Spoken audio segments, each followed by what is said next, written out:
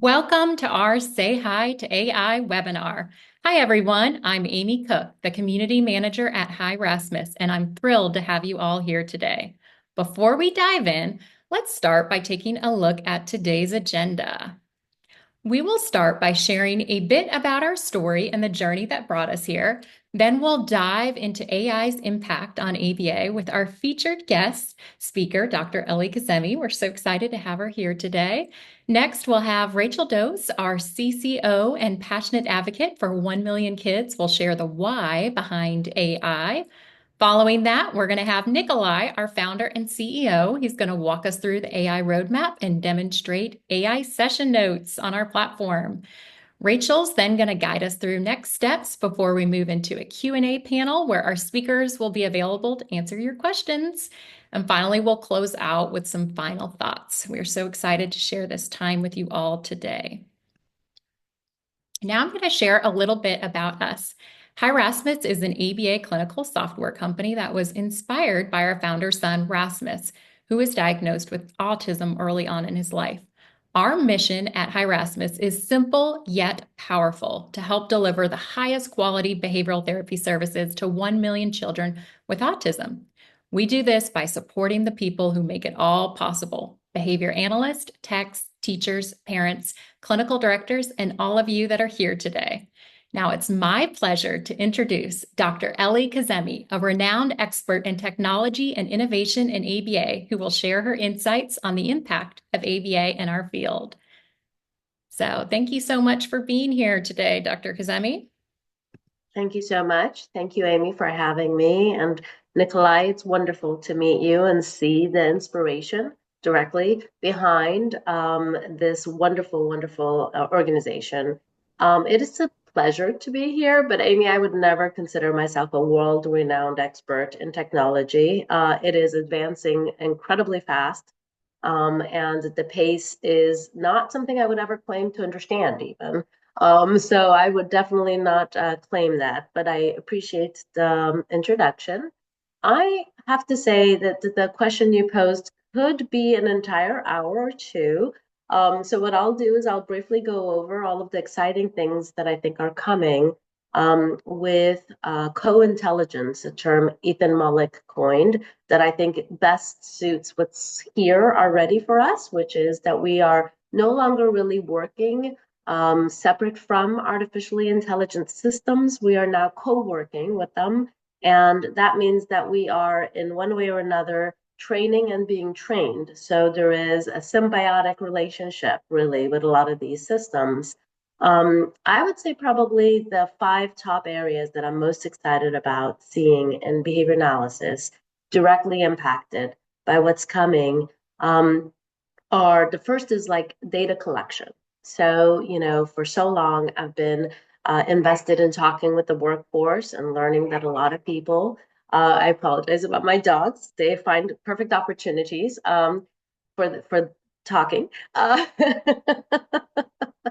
The first, and I'm very excited about this, is because a lot of people, when they talk about burnout in our field, and this is true with our direct staff, this is true with our supervisors, this is also true about senior leadership, is that they feel like they've become paper pushers. They are spending more time pushing paper, completing papers, than they are doing the clinical work or doing the type of work that they've trained to do and love to do in our field. So I'm super excited to see the influence of data collection systems that will automate things for us and report writing systems that will allow clinicians to really input important information and not spend a lot of time looking for some of those things that can be done co-intelligently by a system that can do a really good job and an accurate job with it. The second thing I'm super excited about, and it's an area that I've been diving into, is that with artificially intelligent systems, we get to have personalized learning systems, either for our clients, so we get to meet them where they are, and we get to really individualize the way we had hoped to, but at the same time understand that learning curve across our clients, and for our staff and individuals we work with. I do a lot of behavior skills training, direct training of individuals, and that's difficult to scale up but now with artificially intelligent systems, we can scale systems very quickly. The third area I'm super excited about seeing it really begin to make a difference is in assessment. And I think that, for so long, a lot of our assessment systems have not spoken to each other. We're not integrating and understanding what's going on across our clients. And all of our treatments are based on that original assessment and what's happening for the clients. So being able to understand the individuals that we're serving in that way is going to be super exciting. And then, of course, I'm very excited about anything that helps us with compliance and ethical behavior of our individuals, things that allow us to catch things in the system that may be purely error, that can appear like fraud simply because somebody is too busy to do the correct numbers.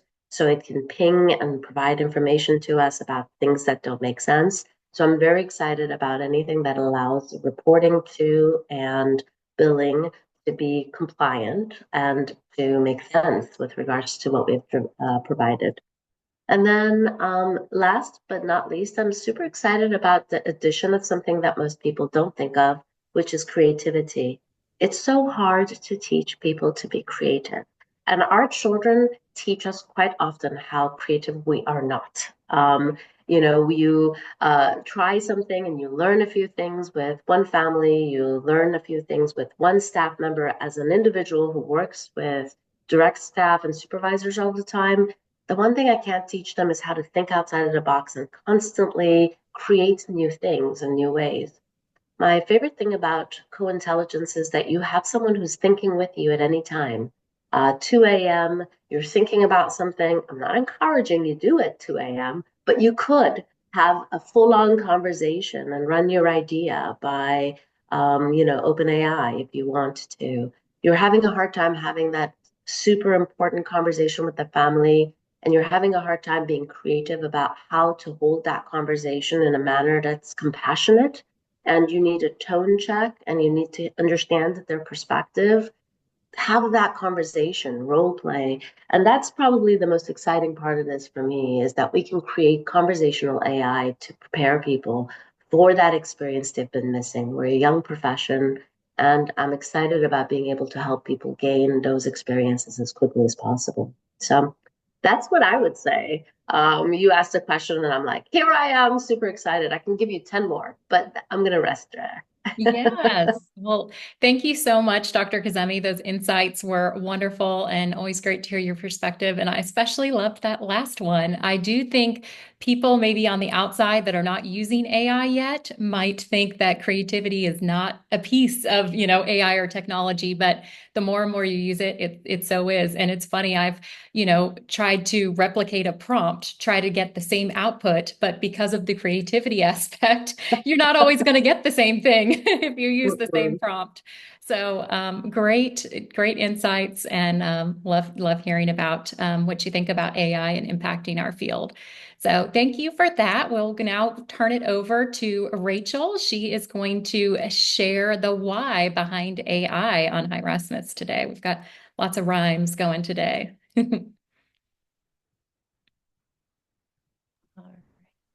Thank you, Amy. And Ellie, thank you so much for sharing. I think a lot of what I'm about to talk about is an echo of a lot of your insights. So I really appreciate that perspective.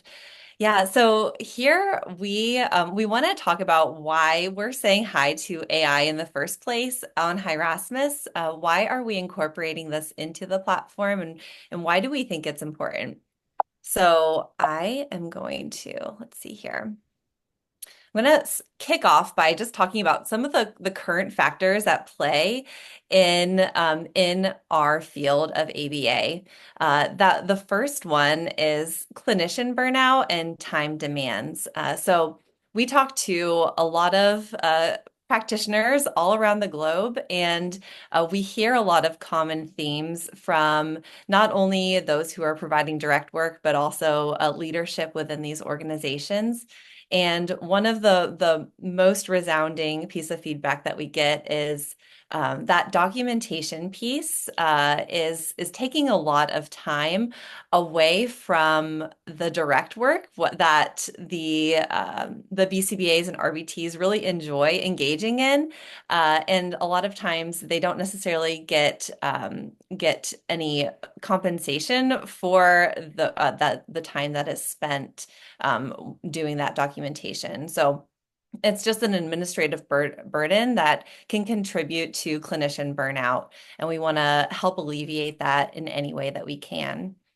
The next point that we hear quite often is the ability to train RBTs specifically to write notes that are of high quality and compliant with what's required from funding sources can be really challenging. So there a lot of times leaders see a high variability in the detail that's included in their notes, and how compliant those notes are actually with those requirements. And then anytime errors are made or that documentation is incomplete, it has a really severe impact on billing, on audits, and overall clinical quality. So lots of things that detract from being able to provide services to more and more clients are seen in that inconsistency there. And then the last point that we often hear is just the need for clinicians to streamline their workflows. So wait lists are not going away. They continue to grow, and as you all are clearly aware, staffing remains tight. It's a challenge to staff and keep up with those demands. And so we believe that AI can reduce the time that's spent on a lot of those repetitive tasks and ensure that clinicians are and their training is focused on what's really meaningful, which is that hands-on work with the clients. We can't replace that with technology. All right, so taking that current state and looking at that through our frame of our vision and goals at Hi Rasmus, I want to just call everyone's attention to what our vision is at Hi Rasmus. So our core vision is all about helping therapists and clinicians focus on that child in front of them. That's hard to do when you are typing away and writing up session notes.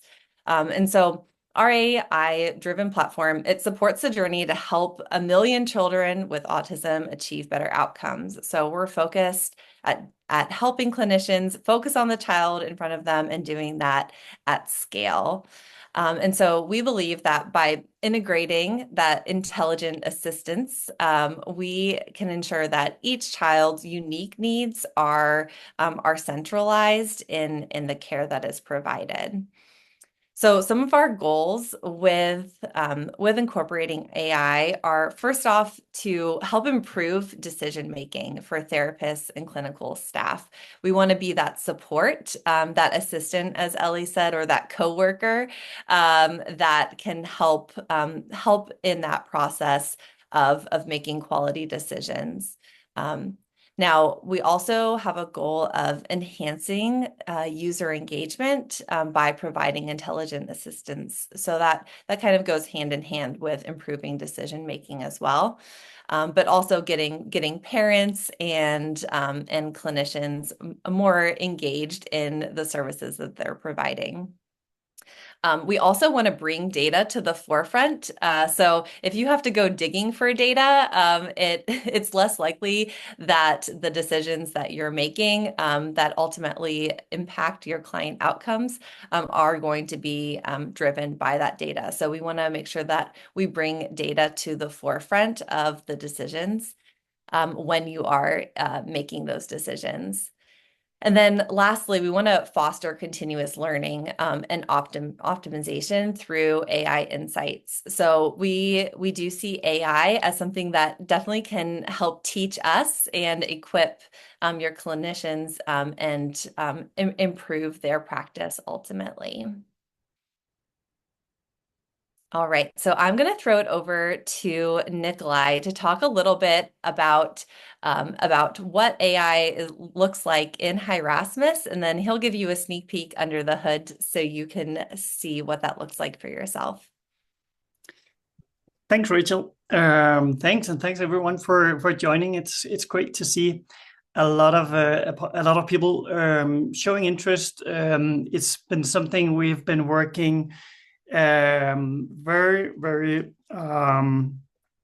we've been working a lot on this. So just before I go into talking about our core AI model, I just want to bring up an anecdote that I think is interesting at this point in time regarding AI. When I was this is back in 2002 when I was studying for my master's, a graduate student in business and computer science. We were doing like some computer sciencey courses, obviously, as part of this, and some of that was very technical. I went to the faculty and said, like, I really think we should do, like, next year or for my next semester, I really think we should do an AI course, and I really think this is going to be something that impacts, and that's going to impact us students when we kind of like go out into the world after graduating. And they were actually pretty open to that. At the faculty, they said, well, that's fine if you can just find 5 other students who would want to join in and do this and like have the same perspective. And I was able to find one. So we never did that. And I think it's so interesting because everything is just turning this way right now. But my point is just, it's nothing new. A lot of the core technologies behind AI are like 30, 40 years old. Kind of like in ABA, it's like a lot of the early research is pretty old these days. But it's really booming now, and it's the same thing we see in AI. There are some bits and pieces that are suddenly coming together in ways that just makes a lot of new things possible, and especially with large learning models, as we've seen with ChatGPT, makes a big difference in this world and kind of like tumbles everything a little around. So I think it's a very interesting time we're in. The core AI model, as we've designed it on Hi Rasmus, there's a lot of things to really mind. A lot of those kind of like visions and goals that both Ellie talked about and that Rachel just mentioned. We have to translate that into kind of like how do we best provide something that actually helps you guys. At the end of the day, there's a ton of things we can do with technology, but how do we do something that actually makes a difference for you? And how do we do it in a secure way? How do we do it in ethical ways? How do we do it in ways that support the fact that we have users that support clients across 60 different countries, all states in the US, different types of payers, private pay, insurance pay, public, government, school districts. There's so many different things to account for. So what we kind of did was take a step back and say, well, first of all, one thing that has been really important for us at Hi Rasmus from early on is to have high quality data, and to have and also data with high integrity, but also very high quality and very structured data as well. It's important for reporting. It's important for a lot of other things. But that's a gift for us at this point, because that's really what makes AI useful, so to speak. If you have really good input, then you can get high quality output as well. So the way we kind of like transformed our vision into technology, so to speak, was to say, well, as Rachel just mentioned, focus on the child in front of you is the important thing for Hi Rasmus. That's the core of our vision, what we really want to help you do. So that's also what we want our AI core to help you do. So at the same time, we also want to make, there are a lot of pitfalls with AI and with neural networks and large language models and so on. One of those things is training and learning. it's very, very difficult to control what a model learns and how it uses that in the future. This is like a brain, it's kind of a brain. So we kind of took the opposite approach and said, we want to make sure that client data is completely secure and safe. We don't want to suddenly have EPHI be obtained by the model and be out there somewhere. So we built a model in a way that it has access to individual client profile data. It has access to clinical programming, various parts, everything that all the data that Hi Rasmus at the end of the day contains, having access to that, but then very specifically only allowing it to know when to access certain data, know when to access data, but don't learn from it. Don't learn from the data itself. Don't learn from the client profile itself, for example. But learn how to access data and how to use that data.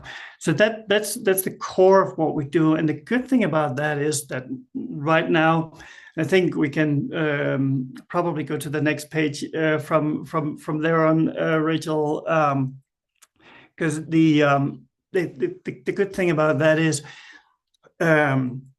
this allows us to use data collection as a source. We can provide real-time assistance. We can provide predictive analysis, personalization. A lot of these things are possible to do based on this model, and that means that as to us the session notes is basically just the first step. Actually, it is kind of the second step, because we've had some AI features around programming for almost a year now, where we support BCBAs in writing out targets and coming up. Being creative about targets, for example, for quite some time now, and had really good feedback on that as well. So that's how it that's how it works. If you go to the next slide, Rachel, we can talk a little bit about security. I mentioned it before, security and compliance. There's a lot of factors to factor in here. Obviously, we have HIPAA in the US, but we have GDPR in Europe. We have PHIPA in Canada, and so on. And being being a platform that's used in so many different countries, we have to accommodate that. That's also why I'll go into demo mode shortly. But one thing to notice is all the features that I am going to show are disabled by default, because that's another. There's always a step when we go into introducing new technologies, where we want the individual organization to also consider whether, like, what are the impacts for us in doing this. We try to take care of kind of like the challenging part, but it's disabled by default, and it takes an administrator from the organization to just enable different things. We can get back into that the details of that later, but that's just one thing. But we have what we call, or what in this world is called, 0-day retention. So that's what I talked about previously. There's no absorption of client information or client data into our models. Everything that's presented to our model is forgotten immediately once the results are produced. That could be in this case, the session notes, and of course we're doing everything in this field on the same conditions as we handle data in general, fully military grade encryption at rest and at transport, and all the other things. So security is a priority, obviously, also for this. So. let me share my screen, and I will give you a little demo of where we are going with this. So 2 seconds, I'll just rearrange a little here. All right. Okay. So I have opened Hi Rasmus, and we might have some viewers and some listeners here that are not familiar with Hi Rasmus already. So this is Hi Rasmus. This is on on my computer, obviously, but it's not different. I have access to all features on the app and on the both for tablets and for mobile devices as well. So right now I'm working here with my client Adam Thomas. He has a lot of different programs going on for himself, and I have a session running. I already started the session, so you don't have to sit and watch me just collect data for the next hour. But I'll go in and resume my session. And you can see we have some different programs that we're working with currently. We have some Manning program up here. We have some behaviors that we're tracking across the session, and everything is just set up with various programs on our in our session. We already took some data, so we have some data points for different targets that we're working on. Or in this case, for example, early echoics program with some different sounds that we're working on imitation on. Let's do a few additional data points here. Maybe we're working on one of the targets that we're currently probing here. Let's see, we're getting a lot of independence on this target. That's great. And so once we have our data and we have we're wrapping up our session, we can go ahead and finish it, and we'll just finish it for the day. And as soon as we do this, we get our session note wizard on the screen, and we can complete our notes. We're not trying, and this is a super important thing for us. We've been working a lot back and forth about how do we optimize the processes around creating session notes and writing out session notes, and going in, talking with a lot of our users and going over the different processes. We have got the feedback that our template modules for the session note templates are already super helpful. It's easy for BTs to go through those templates and complete them, but there are some things that are not so easy. One of those, like our simple selections, that easy. We can pull things from staff profiles and stuff like that. That's doable. But as soon as it comes to more narrative parts of the session notes, then we start to have this situation where we need our text to write things, and in some cases on the small screen if they're on their mobile phone or whatever. So we really want to support all these processes and just reduce the time it takes to complete those notes. It's a thing that pretty much every tech that's working with a client has to do. And even just a few seconds of extra time spent here is basically just scaling into hours and hours of work, especially for our enterprise customers, large organizations. So it really makes a difference that we make these things easy to do. One of the first things we've introduced here is actually the ability to pull information from programs directly. So if you have, for example, in this case with our programs, we already defined during our programming, and maybe it's already defined in the library, what types of interventions are used for the different programs. So we know that for this session that we just conducted, we were working on programs that were matching these types of interventions. So if we want this information into our session note, it's all pre-selected for us. We don't have to do anything here. We can just review.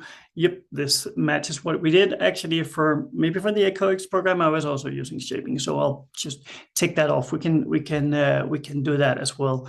But already here, we don't have to kind of like type out or select every type of intervention that we used. So then we might have parts of the session notes where we need information that even though we want to generate things using AI and stuff like that, we just simply don't have that information. There's no way for the app to know about setting events that happens prior to the session if they were not documented, if we don't have a program addressing that or anything like that. So, and maybe our payer wants this information to be in a format that's like in a narrative format. So for these situations, we have added a new dictation feature that makes it easy to dictate the things we want. So when we're on a mobile device, for example, we're out there with just wrapping up with the client, for example, or just finishing up. Instead of typing out those things, we can just dictate. And let me go ahead and try that once here. Adam had a poor night's sleep and appeared tired at the start of the session. His routine was disrupted due to a family event, which may have impacted engagement. His parents were actually skip the part about his parents. So we'll see how that comes up. If you noticed what I did when I was talking, I was not super consistent in what I said. I was putting in a lot of ums and ers and so on. That's one thing. There was one feature because initially when we developed or were working with different groups, we said, well, just use the dictate function on the mobile device that they're already using.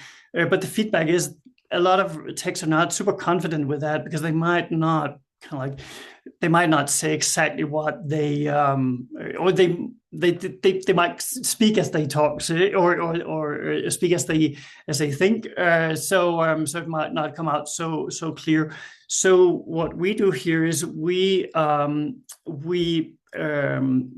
use standard speech to text functionality, but then we post-process that. So as you can see here, it's all cleaned up. I get a nice professional-looking, clean narrative here. I switched, or I decided to not put the part about the parents.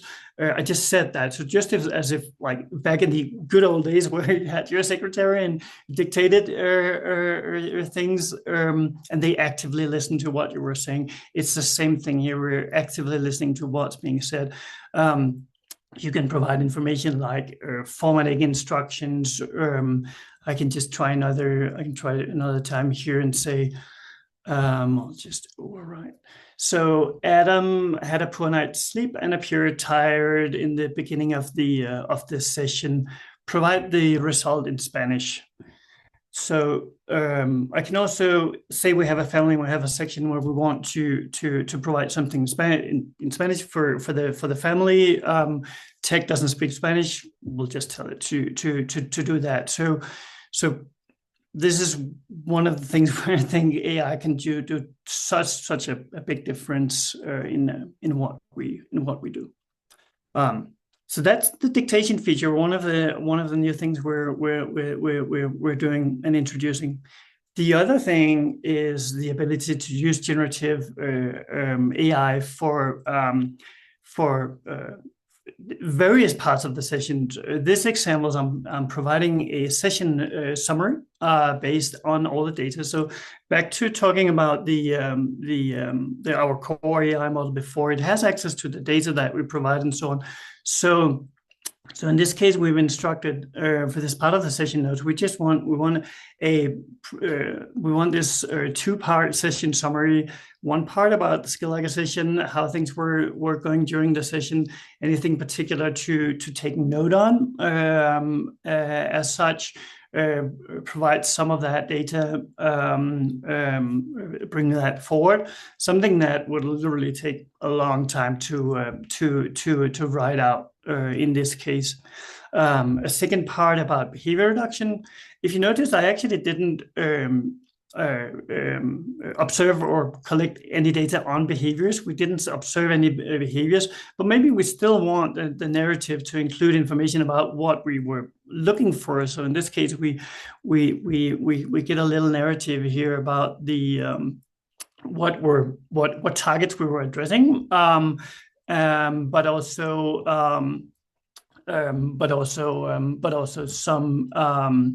information that we didn't observe it. So, and this is highly customizable. I'll briefly show you kind of like how this is set up and how to set this up. But we can provide very detailed instructions in terms of how long, how short summary we want, how like what to focus on, if there are programs that we want to exclude from this, stuff like that. So lots of opportunities in that. I'll just wrap up my my notes, and you can see on the final page here, everything is generated. Some things are pulled in from the client profile, obviously. Some things are pulled in from what I just generated, the intervention used, for example. We've listed them here. The setting events, now that's in Spanish because that's where I've wrapped it up.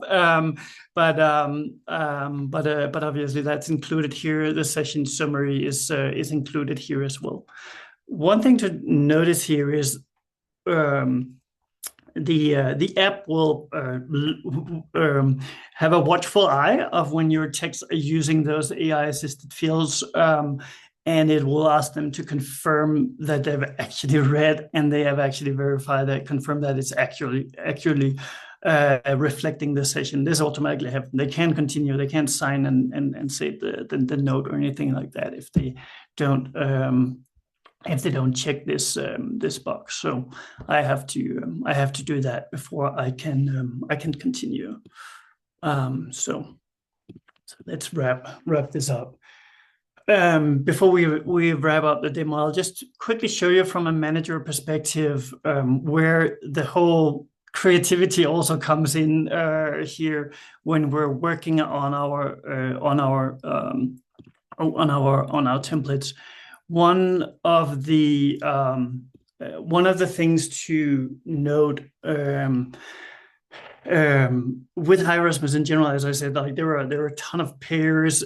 Some of our users are only providing notes for parents if they're in private pay situation, for example. Some of them are there can be supervision notes. There are a lot of different situations. So we wanted to really make it flexible and allow you guys to be super creative in what you do when you use these different types of fields. So let me show you how the session summary, for example, the AI generated session summary field is set up. So it's a new field type that we have for custom fields in the session note templates. It's generative text field. And then the thing we have here is we have a manager can then provide the generative AI instructions into exactly how do we want this this note or this part of the note to be completed. So you can say this. My note was fairly long. It was 3 to 5 sentences. Maybe I want like a shorter summary and just want 2 to 3 sentences. I can change that. I excluded all. I asked it to exclude anything that was tagged BX or programs, the behavior reduction program. So that's not provided there, and that means that the possibilities are really endless here. in terms of what we provide. We put very, very little guardrails, this is kind of like the important part also when it comes to security and compliance, is that we put very little guardrails in terms of what you can use in generative instructions here, because this is a senior thing. This is an admin task. This is not something that the BT can go in and write there or change the instructions or anything like that. This is a company perspective of how do you want the AI that you're working together with to assist your staff in what they do. That's one part of it. The other part of it is that, as with many things in this world, we don't believe that we're necessarily like we have found the holy grail for instructions in writing out the perfect or instructions for the generative AI. We believe that we would much rather empower you guys to really be creative and come up with things that are helping your staff in what they in what they do in their daily life. So this was the first public presentation of our AI. Everything was running in real time. So what you just saw was actually happening. And it's available now in our app as well, for you to use. So. Rachel, I think you had a little more you wanted me to talk to you. Okay, you were pulling up things.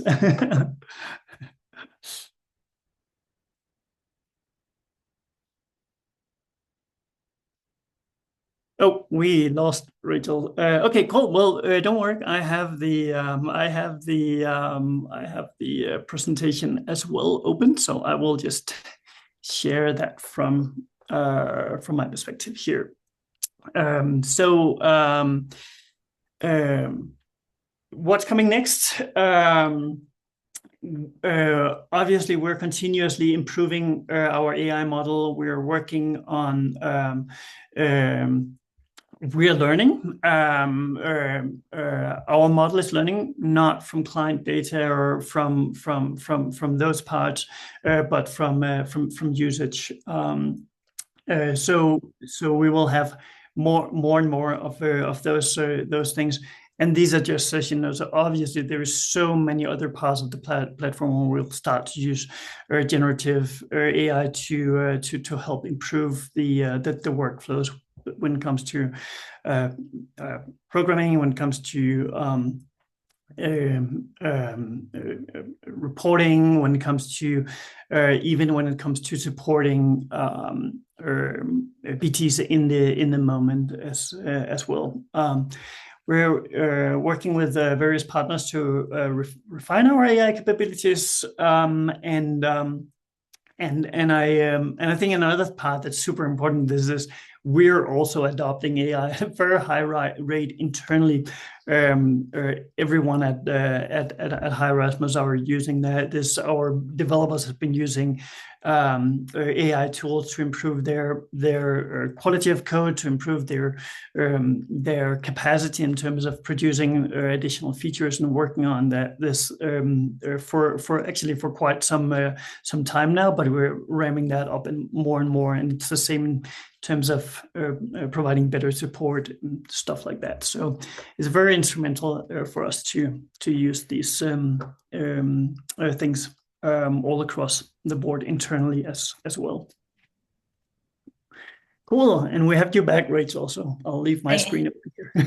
I am back. Thank you, Nikolaj. Yeah, so let's talk about next steps. Where do we go from here? I'll kick off with for our existing Hi Rasmus users. I would say your first line of defense, or next steps rather, would be to first visit our knowledge base. So our knowledge base has some really well thought out next steps for how to set this up and some really nice guidelines for that. So we would recommend going to our knowledge base first. And then, as always, you can reach out to help@hirasmus.com to follow up with any questions that you might have after that. Now, Amy will be following up with an email from us as well that has links to all of those knowledge base articles.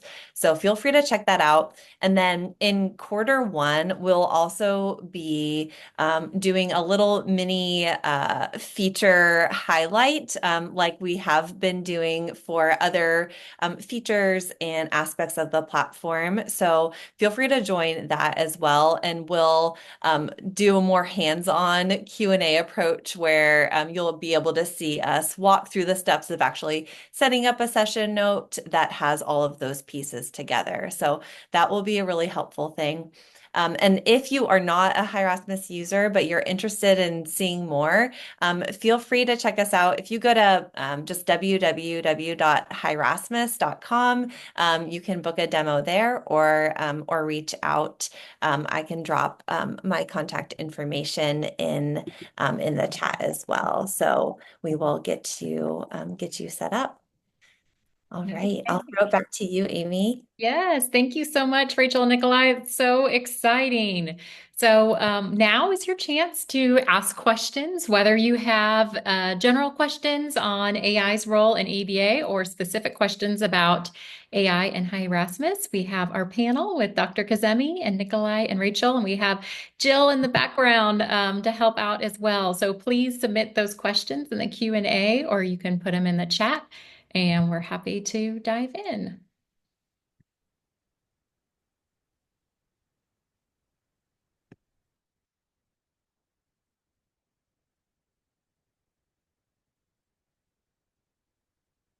Can you all view the Q&A? I've got it, my screen just disappeared. We do have one question that I believe has not yet been answered. Courtney's asking, how will this be utilized with the CASP session note templates? And will HR be adding the generative AI to those dynamic fields?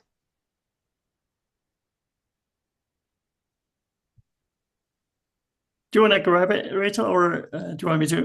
Yeah, absolutely. Yeah. So Courtney, I think that's a really great question. We'd certainly have organizations that are very interested in incorporating AI into their session notes that might be utilizing the CASP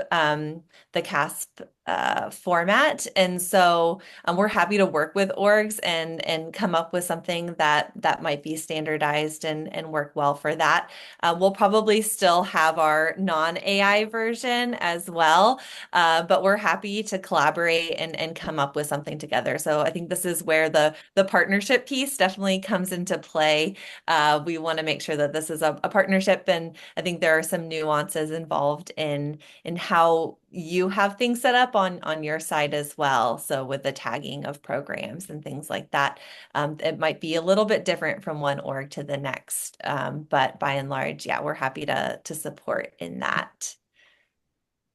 I can see Alison also has a question about timeline.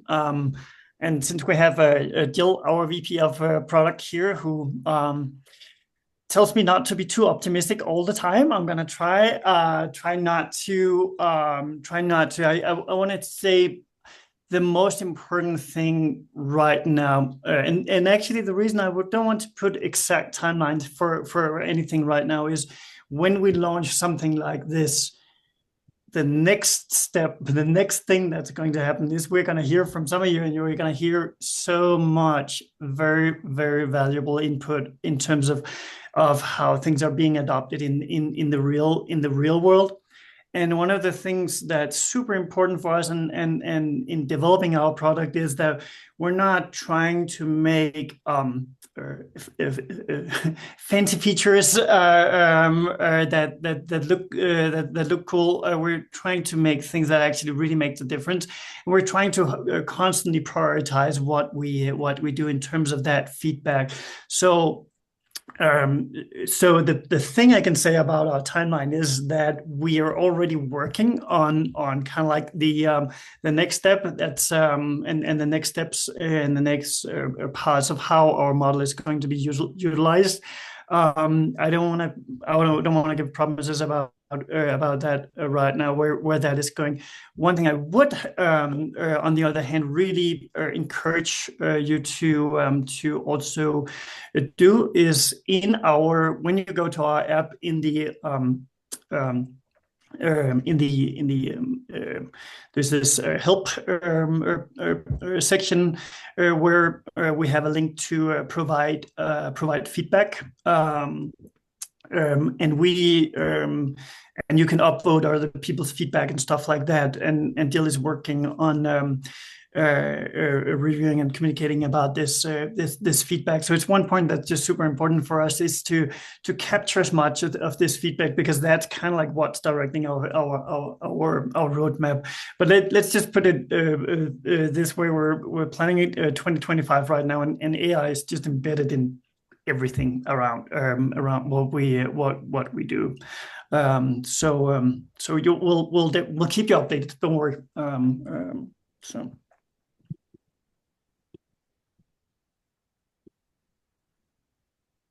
I see that the questions are being answered, and I feel like I'm here. So I'm going to ask this question because I do think that this is asked quite often by different individuals. Have you all considered or had conversations with payers regarding accepting AI-generated notes? Are there any discussions around this that you can share? And will Hi Rasmus, be able to help with that? Yeah, so we have limited communication directly with peers from our perspective, but obviously we're working indirectly with peers and with feedback from peers through both through beta testers that has been working on with us on this, but also just in general organizations that we work with. I would say, like, I think it's a super interesting perspective about AI and peers and in general, and I know that there is a lot of considerations in that. Just my personal perspective is that everything we can do to increase the quality of care and everything we can do to spend more time with the kiddo rather than doing administrative work and things that actually doesn't in itself help the kiddo. Like I'm all for advocating for that towards payers as well.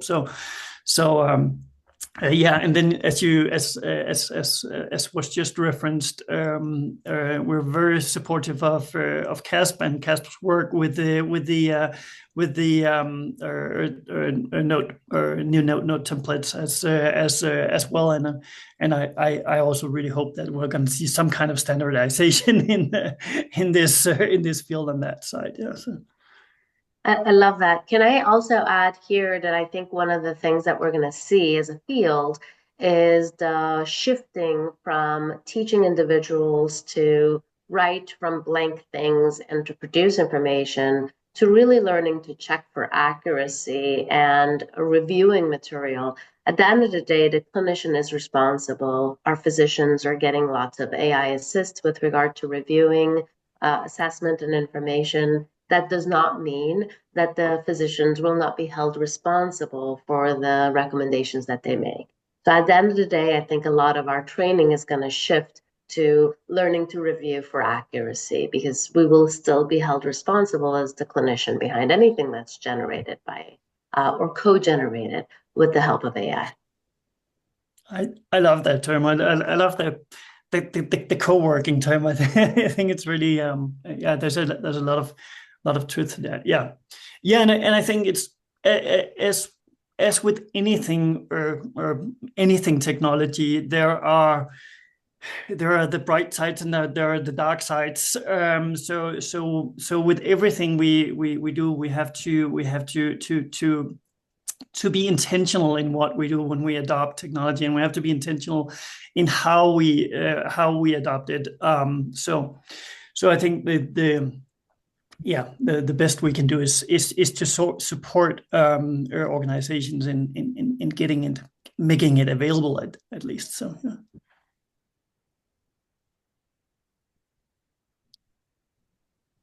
Oh, do we have other questions? Amy Borrell was asking about whether the ability to share this video with other staff, and I believe Amy, Yes. that All registrants will receive a copy of this recording and will also be on our YouTube channel. So hopefully by the end of today, you can have access to this video. So yes. And I do see some other questions that I'm just going to pose for you because I see them and I'm not sure if you're all able to see.